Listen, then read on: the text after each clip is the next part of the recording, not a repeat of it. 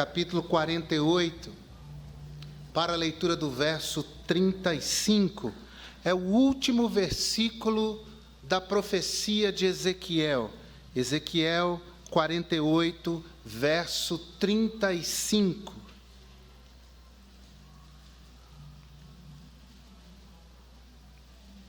A palavra do nosso eterno Deus, assim nos diz Ezequiel 48, 35. 18.000 canas por medida terá ao redor, e o nome da cidade, desde aquele dia, será, vamos ler juntos? O Senhor está ali. Obrigado, Deus eterno. Que bênção nós temos recolhido de Ti neste tempo de adoração. E pedimos, meu Deus, que o Senhor fale conosco. Ouvimos esse chamado do Senhor dizendo: vem a mim. E nós vamos ao Senhor sedentos e desejosos que o Senhor fale conosco, pois queremos Te obedecer. E assim oramos em nome de Jesus. Amém. Assente-se, por favor. A esperança é fundamental para qualquer ser humano. Ninguém vive sem esperança. E, basicamente, a esperança responde à pergunta: vale a pena viver? Vale a pena existir? Tudo que eu vivo, tudo que eu experimento nessa existência, vale a pena? Milhares de pessoas ao redor do mundo fazem-se honestamente esta pergunta: há esperança? Quando estão num consultório médico e vem diante de si o médico abrindo aquele exame para dar o diagnóstico, as suas mentes estão pensando: haverá esperança para mim? Há esperança? Ou um casal que insiste em brigar, discutir e vê uma reconciliação cada vez mais distante, pensa honestamente lá, como dizemos, com seus botões: será que há esperança? Ou um pai, uma mãe que vê um filho se perdendo, porque há muitas maneiras de um filho ou uma filha se perderem na história, na vida, e vem como que os filhos escapando pelos seus dedos, vem o contato, a ponte da comunicação ruir, vem os filhos cada vez mais distantes e um resgate da relação com esses filhos cada vez mais difícil. Eles vão pensando consigo mesmos: há esperança de reverter essa situação? Ou é um comerciante que tem diante de si os seus balancetes, o resultado dos seus ganhos, e vê que ao longo dos meses a firma tem contabilizado inúmeros fracassos em relação ao seu faturamento, e ele fica pensando diante do mês que começa, as contas que vêm, a responsabilidade com os seus colaboradores: será que há esperança de essa situação ser revertida?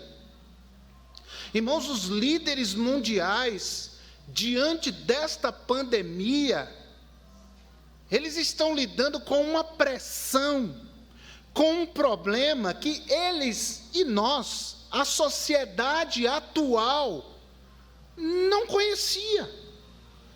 Nós ouvíamos falar em epidemia, era o máximo que nós experimentamos, uma epidemia de sarampo, uma epidemia de poliomielite.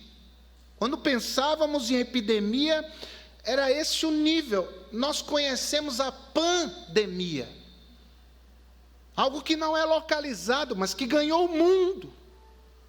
E se já é difícil para nós, chefes do lar, marido e esposa, que administram a casa e a família, se já é difícil para um empresário que tem uma firma grande ou pequena, administrar essa situação em relação aos seus colaboradores, as responsabilidades que ele tem, muitas vezes não vendendo quase ou absolutamente nada. Imagine um líder de uma nação que tem milhões de pessoas debaixo da sua responsabilidade. E ficam vendo o avanço da pandemia, as mortes. Qualquer líder responsável vai pensar com pesar e sentir o peso da responsabilidade que ele tem nos seus ombros, dos milhões que votaram nele e também os milhões que não votaram, mas depois de eleito ele é responsável por todos. E muitos têm se feito essa pergunta, tenho certeza, será que há esperança? Será que a gente vai conseguir sair do buraco onde essa pandemia colocou a nossa nação? Isso é o pensamento de um líder responsável e humano. Mas onde está a esperança? Onde está a esperança? Se você abre a sua Bíblia em Romanos, capítulo 15, versículo 13, o apóstolo Paulo diz em Romanos 15, 13, ora, o Deus de esperança vos encha de todo gozo, alegria e paz em crença, para que abundeis em esperança pela virtude do Espírito Santo. A nossa esperança vem de Deus e está em Deus. Isso é maravilhoso, porque esperança é um dos sobrenomes de Deus. Se você busca ter esperança na vida, para responder à pergunta, vale a pena viver? Vale a pena enfrentar esse desafio? Vale a pena? A resposta está única e exclusivamente em Deus. Só Deus, segundo Paulo, inspirado pelo Espírito Santo, escrevendo, só Deus, diz ele, só Deus pode nos fazer ser abundantes em esperança. Nenhum de nós pode conhecer a Deus na profundidade de Deus. Nenhum de nós conhecerá a Deus profundamente, mesmo depois de chegarmos no céu. Tem gente que pensa assim, quando eu chegar no céu eu vou saber de tudo. Não, só Deus sabe tudo. Quando eu chegar no céu eu vou ter resposta a todas as perguntas. Não, só Deus tem resposta para todas as perguntas. Nós vamos conhecer muita coisa. Nós vamos ter diante de nós revelados muitos mistérios, muitas interrogações que vão se transformar em exclamação quando chegarmos no céu. Mas irmãos, só Deus conhece Deus. Só Deus conhece em profundidade a Ele mesmo. A Bíblia diz que o Espírito Santo, ele sonda as profundezas de Deus. Por que Deus? Mas Deus se dá a conhecer. E Deus se deu a conhecer através da sua palavra. Você quer conhecer mais a Deus? Conheça a palavra, leia a palavra, tenha fome da palavra. Abra o seu coração e ore a Deus, dizendo, abre os meus olhos, como o salmista orou, para conhecer as maravilhas da tua lei, da tua palavra. E conhecendo as maravilhas da palavra de Deus, nós conheceremos muitos das maravilhas de Deus. Aquilo que Deus se deu a conhecer na sua palavra, nós vamos conhecer. E por que eu estou dizendo isso? Porque uma das formas que Deus se dá a conhecer a nós é através dos seus nomes, ou dos seus títulos. No seminário em Belo Horizonte, eu tive essa matéria com o pastor Lawrence Ho, já está com Jesus. Os nomes de Deus, eu nunca tinha pensado nisso.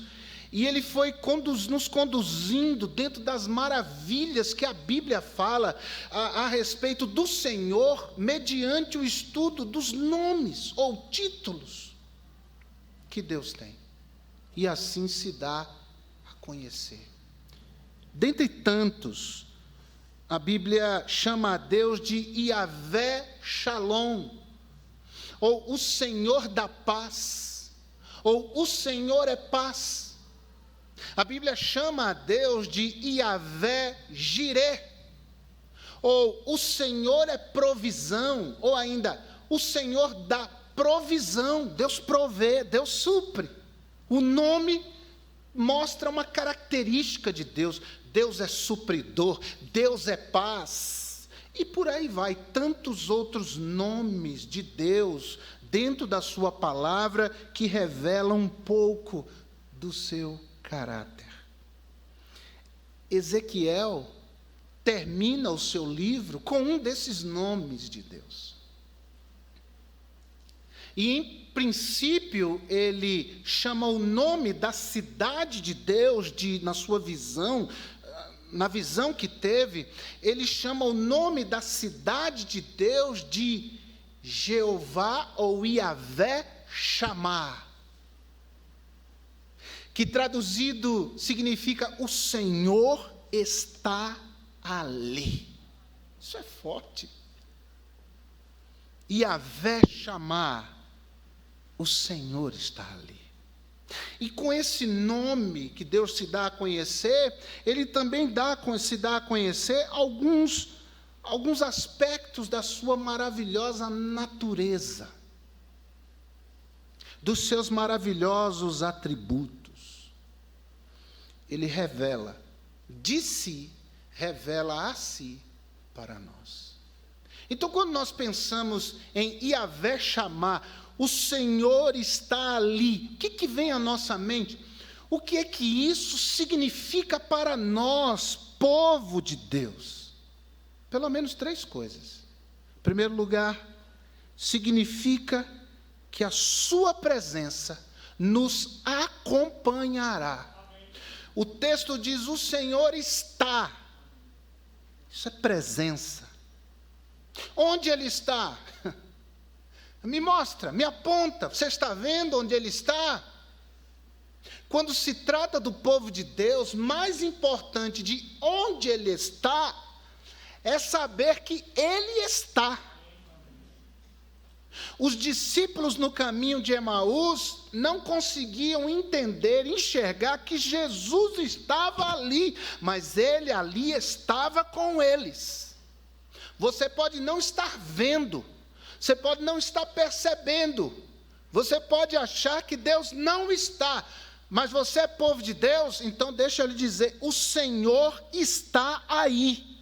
O Senhor está contigo, Ele é presente em sua vida. Porque a nossa vida não está sob o nosso controle, graças a Deus. Graças a Deus. Que a nossa vida não é nossa, que o nosso futuro não é nosso, que os caminhos em que devemos andar não são nossos, graças a Deus. Você já tentou controlar a sua vida? De quando em quando eu me flagro no volante. E Deus tem que dar um chega para lá. Quem tem que controlar aqui, sai daqui, senta do lado, senta atrás, mas aqui no volante, no controle da tua vida, sou eu. Portanto, o Senhor está ali, mostra que a presença de Deus nos acompanhará. Isaías 40:10 diz, não temas, eu sou contigo, o Senhor está aí. Não temas, eu sou contigo, não te assombres, eu sou o teu Deus, eu te fortaleço e te ajudo com a destra da minha justiça. O Senhor está aí. Yavé Chamar. Uma das certezas da nossa existência, irmãos, é a certeza da perplexidade, do susto. Nós vimos isso durante toda essa pandemia, estamos vendo. Irmãos queridos que adoeceram e partiram. A morte é talvez aquilo que mais nos deixa perplexos na vida. Não à toa o apóstolo Paulo chamou a morte de o último inimigo a ser vencido. Porque a morte é um inimigo grande, forte, poderoso, quando nós nos defrontamos com ela, quando ela entra na nossa casa, separando pais de filhos, separando os cônjuges, separando amigos, a morte chega, toma. Irmão Gerson, que cantou aqui tão lindamente, perdeu seu pai.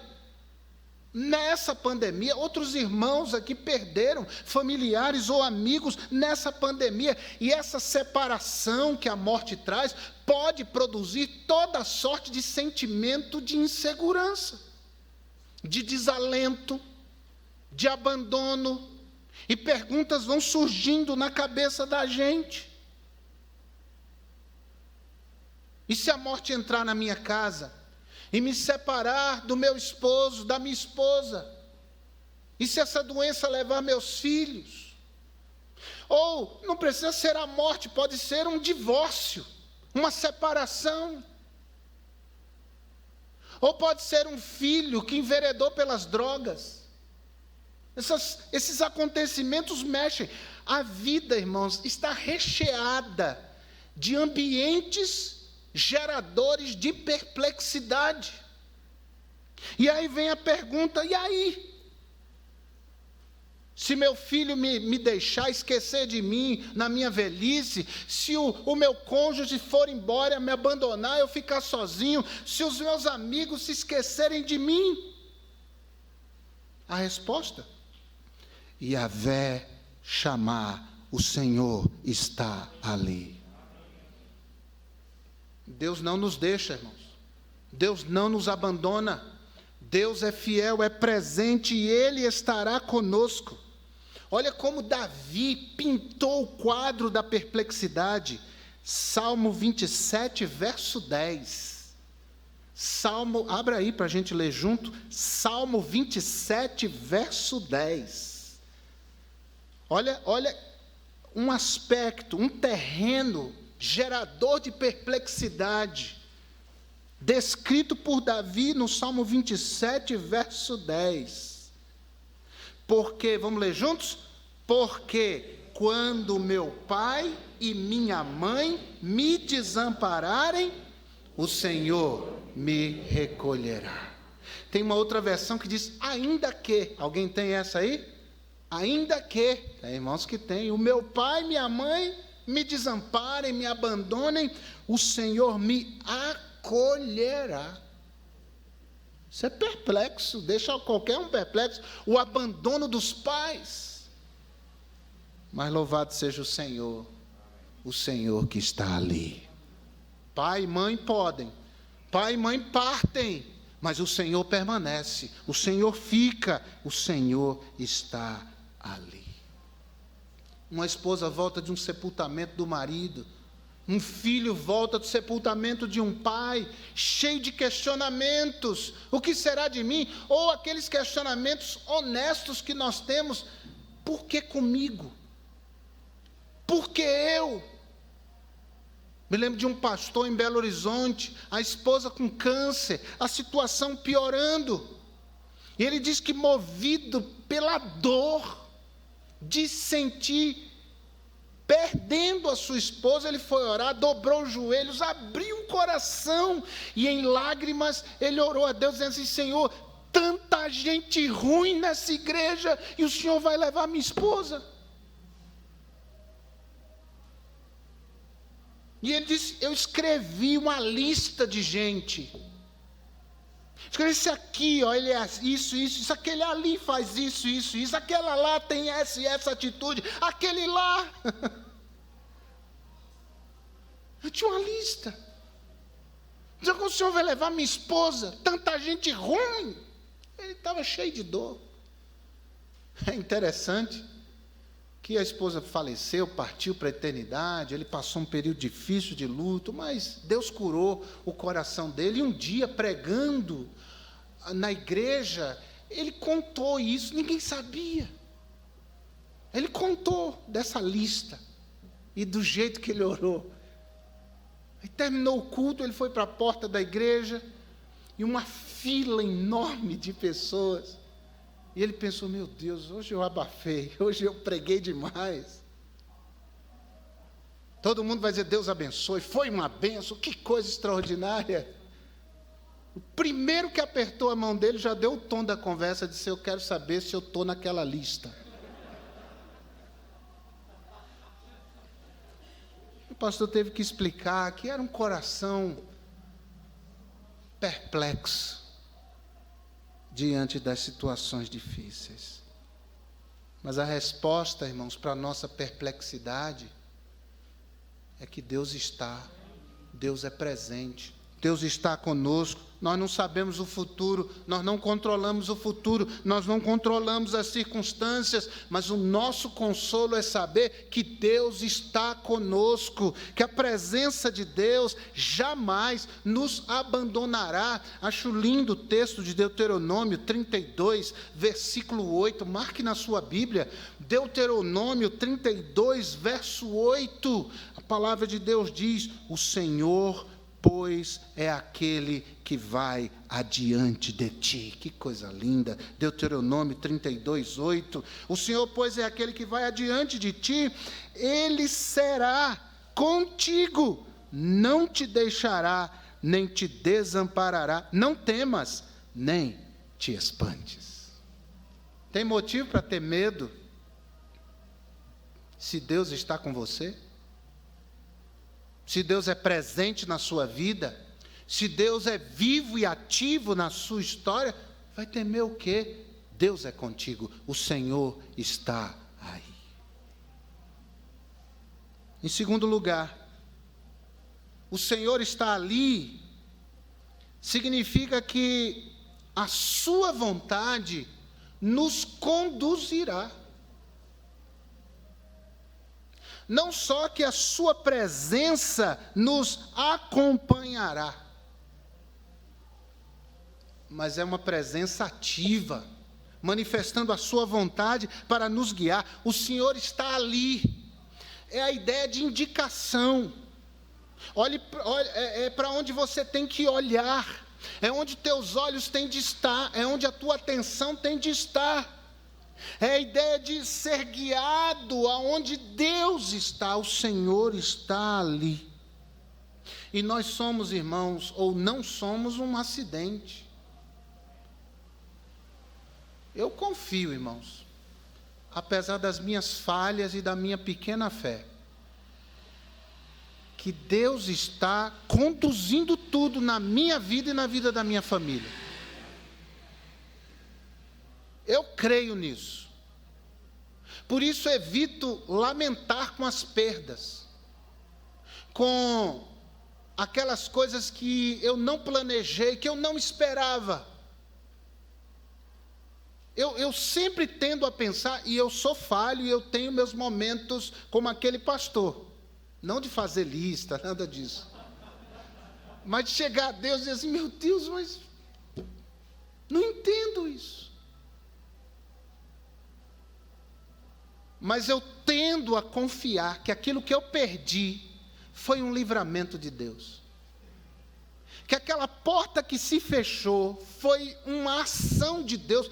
Porque o diabo não fecharia aquela porta, Deus é comigo. Quem é o diabo frente ao Senhor a quem eu sirvo?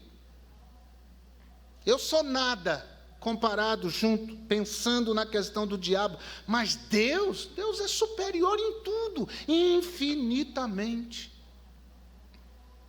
É muito difícil enfrentar situações difíceis sem saber os porquês. Fala a verdade. Por que o Senhor quer isso? Por que o Senhor está fazendo isso? É quando a gente era pequeno e apanhava sem saber por quê. Estou apanhando por quê? E nem podia perguntar, senão apanhava de novo, por questionar o pai e a mãe. É muito difícil passar por uma situação de um acidente, de um fracasso na empresa, uma decepção com alguém em quem a gente confiava, a traição de um ente querido. Essas coisas suscitam em nós essas perguntas, por que comigo? Queria entender as razões, onde é que eu errei, o que eu fiz errado. Mas nem sempre as respostas vêm, irmãos. Eu já disse aqui tantas vezes e vou repetir: fé não é ter todas as respostas. Fé é uma profunda confiança no caráter de Deus. Yahvé chamar, o Senhor está ali. E por Deus estar ali, por Deus nos mostrar a direção, como a Abraão, sem ele saber para onde estava indo, mas Deus dizia: vai por aqui, esse é o caminho. Ou como aquele povo peregrinando pelo deserto, sem saber onde era essa terra prometida a seus pais, mas simplesmente olhando o movimento da nuvem, seguindo o movimento da nuvem. Quando a nuvem parava, eles paravam. Quando a nuvem prosseguia, eles prosseguiam, sem saber. Assim é a nossa vida. Por isso Romanos 8, 28 está na Bíblia.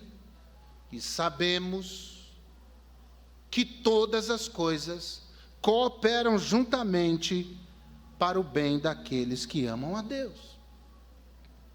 Nós sabemos que nem tudo na nossa história tem final feliz.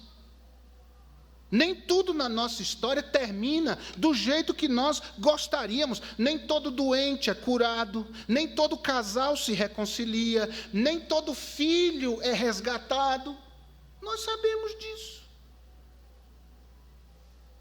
Nem sempre o desempregado vai ter uma porta de emprego rápido sendo aberta. Nem sempre. Mas nós sabemos que todas as coisas contribuem juntamente para o bem daqueles que amam a Deus, e nós amamos a Deus. Então nós estamos dentro de Romanos 8, 28. De que a vontade do Senhor nos conduz. Que o projeto de Deus para a nossa vida está sendo posto em prática. Está agindo na nossa história. E isso nos faz diferente da pessoa que é otimista. O otimista diz assim: não, mas fica firme que vai dar certo. Você é otimista. Não, mas deu tudo errado. Não, mas vai dar, você vai ver. Não é confiança, é desejo. É aquela história: tomara. Esse é o otimista. O crente, o servo de Deus, a serva de Deus, não são assim. Os servos de Deus pensam assim: não importa como essa história termine, Deus está no controle. Não sei o que de mal ou bem é destinado a mim, se maus ou áureos dias vêm, até da vida ao fim. Mas eu sei em quem tenho crido, estou bem certo que Ele é poderoso para guardar o meu tesouro até o dia final. Não importa como as coisas terminem, Yahvé chamar, o Senhor está ali. E nosso Pai é bondoso, e Ele cuida da gente. Ele cuida meticulosamente da gente. Ele presta atenção nos detalhes, irmãos. E nós temos que, de fato, confiar nisso. Que o Senhor está ali. Onde? Não estou vendo, mas Ele está. Qual é a direção? Eu ainda não sei, mas Deus vai mostrar, Deus vai revelar, Deus vai colocar diante de mim pessoas e circunstâncias que me conduzam, e eu vou chegar aonde Deus quer que eu chegue. Filipenses 2,13, Paulo diz: da prisão em Roma, pois é Deus que opera em vós, tanto querer quanto efetuar, segundo a sua vontade. Isso inclui doença? Inclui. Isso inclui um desemprego? Inclui. Isso inclui uma crise no casamento? Inclui. Inclui um acidente? Inclui. Mas por que comigo? Eu paro o meu carro, dou seta para a direita, é uma avenida muito movimentada, eu estou esperando para poder ir com segurança e responsabilidade. Vem um abençoado, numa van de carga, sem freio, toda detonada, e enche a traseira do meu carro. Está apagando o carro ainda. E ele desce assim, então o senhor fique tranquilo, o senhor não vai levar prejuízo. O senhor fica, o pastor ficou magoado com aquele, fiquei não, eu só quero, eu oro por ele, miserável, Deus te abençoe, miserável.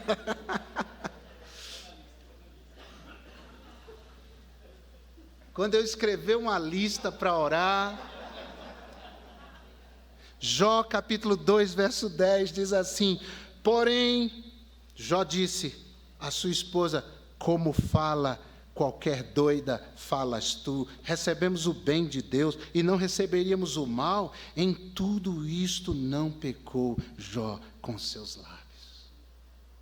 E tem um texto para mim que foi libertador. Em muitas situações da minha vida, Eclesiastes 7,14, se você pudesse anotar, tem 2 Crônicas 7,14, Eclesiastes 7,14, diz assim: no dia da prosperidade, goza o bem, ou do bem, mas no dia da adversidade, considera. No dia da adversidade, pensa, reflita, porque também Deus fez a este o dia da adversidade. Este em oposição àquele, para que o homem nada descubra do que há de vir depois disso, ou depois dele. Até o dia da adversidade, Deus permite. Por quê? Porque a sua vontade nos conduzirá. Isso não quer dizer, gente, que uma mulher que foi estuprada foi Deus que fez. Isso não quer dizer que uma guerra que foi deflagrada foi Deus. Isso não quer dizer. Essas coisas, como tantas outras barbaridades, são reflexos de uma humanidade longe de Deus, longe do Senhor, sem temor, sem respeito às coisas de Deus. Mas será que tem alguém aqui que já comeu fermento puro, pegou a latinha do fermento lá e uma colher e... Alguém aqui já fez isso? Deve ser horrível. Farinha de trigo, pegou lá, Dona Benta, já? Não. Clara de ovo, crua. Dária está dando risada, né, Dária? Boleira de marca maior, internacional. Agora, quando você pega tudo isso, joga lá dentro, bate, joga outros elementos que eu não sei, porque eu não faço ideia como é que faz um bolo. Põe para assar. E aquele bolo sai bonito, você parte, gostoso. Que bênção. Nós tivemos aqui um encontro de casais, e o tema era comunicação. E aí nós pegamos um casal e um homem que não sabia igual eu, para onde vai a cozinha. E aí se apresentou aqui Henrique e Mércia. E Mércia foi lá para trás com o microfone. E tinha tudo, nós montamos uma cozinha aqui na frente. Tinha fogão, tinha batedeira, tinha tudo, os elementos para se fazer um bolo, tudo aqui. E a Mércia tinha que dizer lá, pega uma xícara de trigo. Aí ia lá o Henrique, nunca tinha feito um bolo, nada. E ela ia dizendo para ele, o fermento, qual é o fermento? Onde é que está isso? Então, a ideia era a comunicação ser testada, aprimorada, e a gente passar essa mensagem para os casais. Falta que o Henrique terminou, bateu aquele negócio, pôs lá na assadeira, colocou no fogão, no forno aqui, e o encontro continuou. A gente continuou, foi logo no início, e o bolo está assando aquele cheiro gostoso. E aí terminou, ele veio, tirou aquele bolo, e o povo dizendo, eu quero comer. Eu quero comer. E Henrique partiu aquilo e distribuiu. E não é que aquele negócio estava uma delícia, irmãos? Tem coisa na vida da gente que é amargo. O gosto. Uma situação difícil. Se a gente olha para aquilo isolado, a gente se deprime, a gente diz, isso não dá nada, mas aquilo é componente de uma obra que Deus está fazendo na nossa vida. É aquilo, mais outra coisa, mais uma coisa boa, mais outra coisa mais ou menos. Deus vai reunindo aquilo para fazer no final uma coisa boa, que é fazer ver em nós a imagem de Jesus, o seu Filho, a glória dele. Então confie no Senhor, porque o Senhor está ali.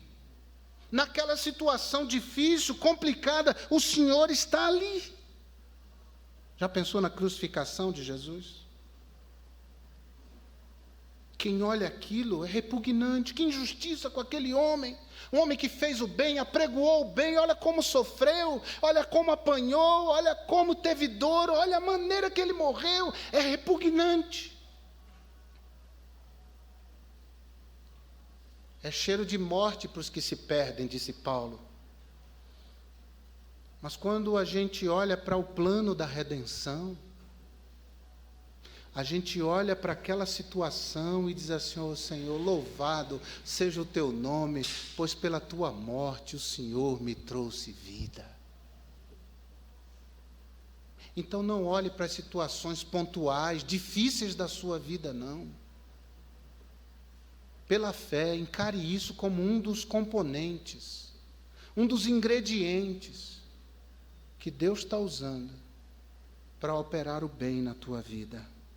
Não à toa que Isaías 53:11, falando de Jesus, diz assim: ele verá o fruto do trabalho da sua alma e ficará satisfeito. Aquele ato era, na verdade, um componente que fazia parte de tantos outros, o plano da redenção.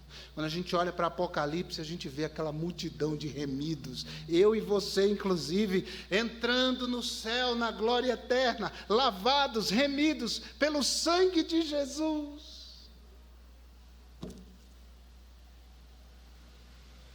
Se esse Deus operou em nós essa salvação, vai operar em nós algo através das circunstâncias. O Senhor está ali. Ele conduzirá a nossa vida segundo a sua vontade. Amém, irmão? Você crê nisso? Agora ande na dependência de Deus. O camarada é aquela ovelhinha que o pastor diz assim: até aqui só. Aí a ovelhinha pula a cerca, vai querer ir brincar e comer em outros pastos, desobediente, fica longe dos horizontes de cuidado do pastor. Aí vem o lobo e traga a ovelha.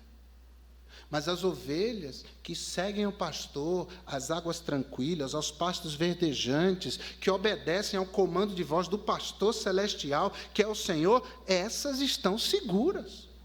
Coisas difíceis acontecem, mas elas estão seguras porque o pastor está nos conduzindo, ele vai adiante de nós e ele nos conduz. Jeremias 29:11, pois eu bem sei os planos que tenho a vosso respeito, planos de paz, de bem e não de mal, para vos dar o fim que esperais. Yahvé chamar, o Senhor está ali. Deixa eu terminar. Porque Yahvé chamar também significa que a sua promessa nos confortará. O Senhor está ali. Creia, é palavra de Deus. Creia nas promessas de Deus. E a maior de todas as promessas para nós, depois da nossa salvação, é a promessa de um lugar para onde vamos, de uma pátria a qual pertencemos, de um reino aonde somos súditos e também reinaremos. Essa é a promessa de Deus para nós. Jesus, em João 14:2, na casa de meu Pai há muitas moradas. Que coisa linda. O Senhor está ali. O céu não é um estado de espírito. Tem gente que acha que o céu é um estado de espírito. É um estado de mente. Não, o céu é um lugar. Nós cremos que o céu é um lugar para onde nós vamos. Jesus disse: vou preparar lugar. Enquanto nós aqui, pela nossa vida de santificação, estamos preparando lugar para Deus aqui atuar, viver, ter espaço, Jesus está no céu preparando lugar para nós. É a promessa que nós temos, a morada que Deus foi preparar para nós. Quando Jesus diz, na casa de meu pai há muitas moradas, é uma casa só, com muitas moradas. Você sabe que eu imaginava que era cada um teria a sua casa. Tipo uma rua, uma vilazinha assim. Eu ia logo querer saber onde é que o pastor Josué vai morar, que eu vou ali morar na casa do lado. Não. É uma casa só, a casa do Pai. E nós, seus filhos, viveremos juntos lá para sempre. Que coisa linda, maravilhosa. Você já foi a um funeral de uma pessoa que não conhece Jesus? Já foi. Você viu as reações de gente que quer se jogar lá na sepultura. Eu vou junto também. Absolutamente desesperançados. Os crentes choram, irmãos. Os crentes sentem a dor da separação, mas os crentes também louvam a Deus.